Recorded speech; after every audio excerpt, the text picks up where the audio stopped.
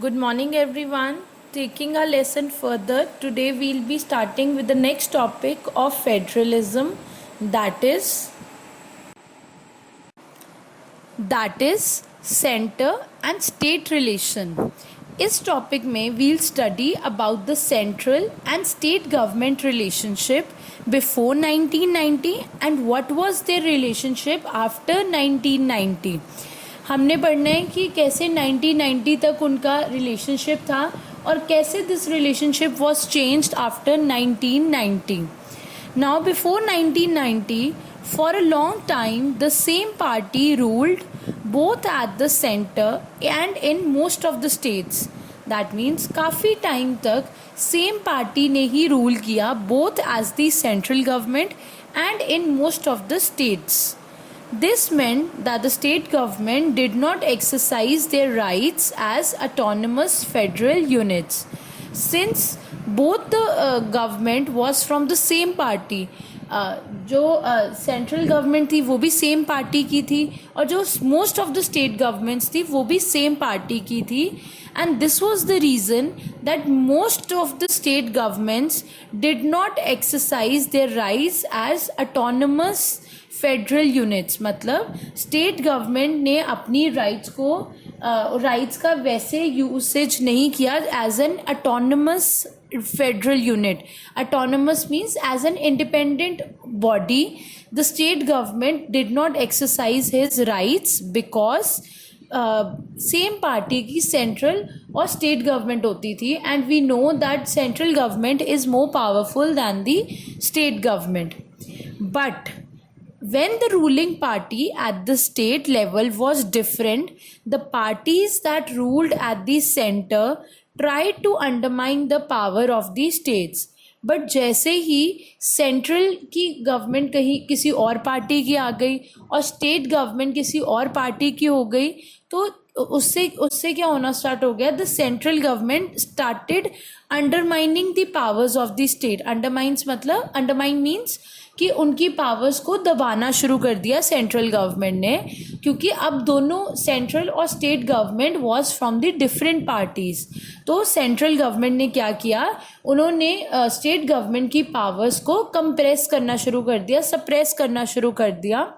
So this is the relationship between the center and state before 1990.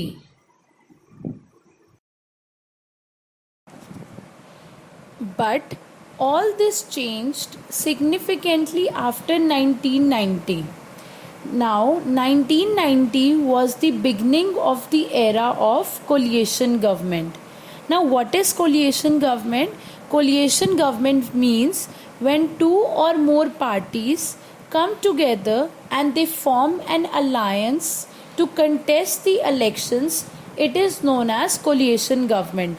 जब दो या दो से ज़्यादा पार्टीज़ आपस में अलायंस बना लेती हैं, दैट मीन्स ग्रुप बना लेती हैं और इलेक्शंस कंटेस्ट करती हैं, they participate in the elections by forming the group, it is known as coalition government.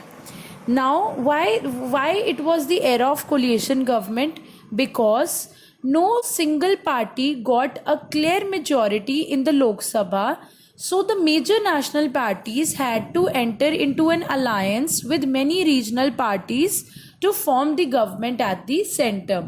1990 के बाद बहुत coalition government को क्यों, मतलब it was the beginning of the coalition government because after 1990 no single party got in the लोक सभा. किसी भी पार्टी को मेजॉरिटी सीट्स नहीं मिली इन दी लोक सभा. So this was the reason कि बहुत काफ़ी नेशनल पार्टीज़ को रीजनल पार्टीज़ के साथ अलायंस बनाना पड़ा, ग्रुप बनाना पड़ा, so that they can club there votes and form the government at the centre. इससे एक नया कल्चर स्टार्ट हुआ of power sharing and respect for the autonomy of state government. This was the period जब power sharing होनी start हुई because इस time पर जो मेजर नेशनल पार्टीज़ थी उनको उनको अलायंस फॉर्म करना पड़ा विद द रीजनल पार्टीज, ताकि वो अपनी गवर्नमेंट एट द सेंटर बना सकें. सो इससे एक नया ट्रेंड स्टार्ट हुआ of power sharing and respect for the independence of state government. And this trend was supported by the Supreme Court, as at that time Supreme Court ने एक judgment पास की थी जिसमें उन्होंने कहा था that no central government can dismiss the state government in an arbitrary manner. मतलब कि सेंट्रल गवर्नमेंट बिना सोचे समझे या बिना कोई रीज़न के स्टेट गवर्नमेंट को डिसमिस नहीं कर सकती है. हमने 3 लेवल्स ऑफ गवर्नमेंट पढ़े थे इन आ प्रीवियस चैप्टर.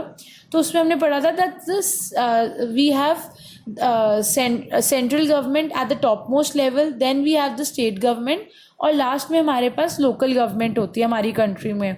तो हाईएस्ट पावर सेंट्रल गवर्नमेंट के पास थी. बट सुप्रीम कोर्ट ने एक जजमेंट पास की जिसमें उन्होंने कहा, दो the central government is the most powerful level of government, still it can not dismiss the state government in an arbitrary manner. मतलब बिना कोई सोचे समझे वो state government central government state government को निकाल नहीं सकती है. The central government can not dismiss the state government. I hope the topics are clear to you. Thank you.